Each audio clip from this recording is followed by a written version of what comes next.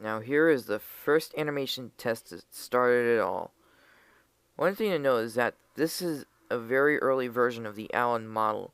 Note that the gaster is missing and that his antennas are symmetrically positioned. It gives a very general idea of what the ant world is going to be like very early on in the film. Now here, this is the first animation test to have Alan's finalized model, and I wanted to do something a little creative. I got that little thing from Ant's logo, showing trailers and TV spots. Now these little shots are meant to be for an unproduced music video for Tangled's When Will My Life Begin, which is a Disney film. It incorporates some aspects of scenes from Ants, such as trapped in a water droplet idea being used in there. And this little thing was something I wanted to do, but I did not have time to do so because of the project I decided to work on, which is this film.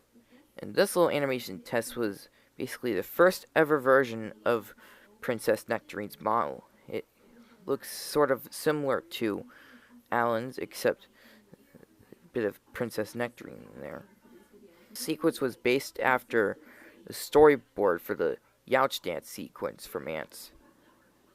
I did a huge number of animation tests for Alan to show how he would work and what his personality would be, etc. I think I did a good job on that.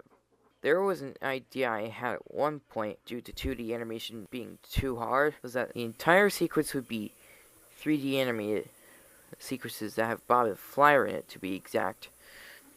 And that turned out to be a bit hard to do because, one, in 3D animation, those characters would end up looking like rejected characters from A Bug's Life. Not the ant characters, but residents of the Hedgerow. And two, Flyer's muzzle would be hard to do because of the extreme amount of motions he can do. If he were a 3D animation character, then his muzzle would stretch a lot. This little shot where Alan is talking required some chroma keying because one Alan model remained stationary, and the camera was supposed to be pointing up straight at him, and he was talking. So to give it the illusion that he's standing in front of the other characters, I decided to put the same camera and point straight at the sky.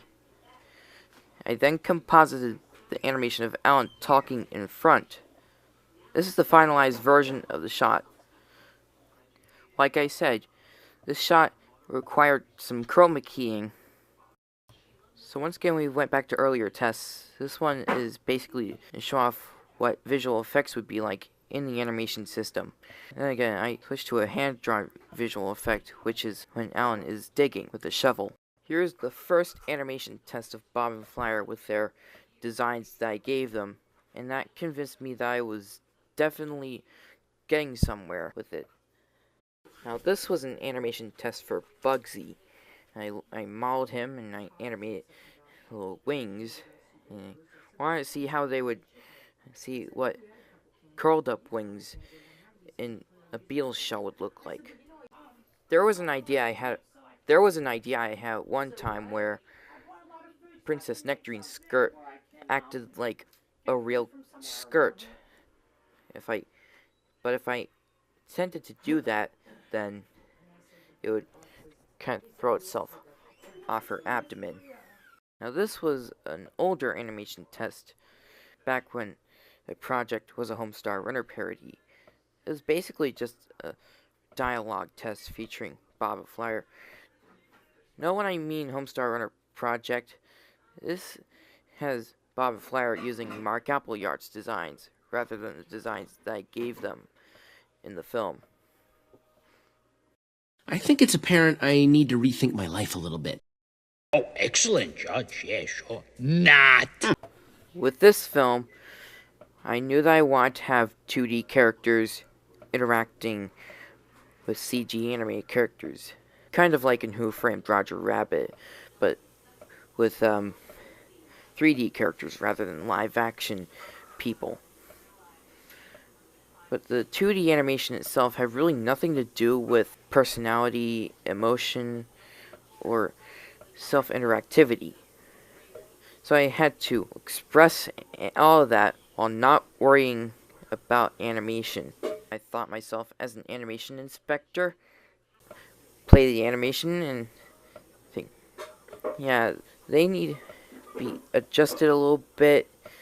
They need to be behind a CG animated object.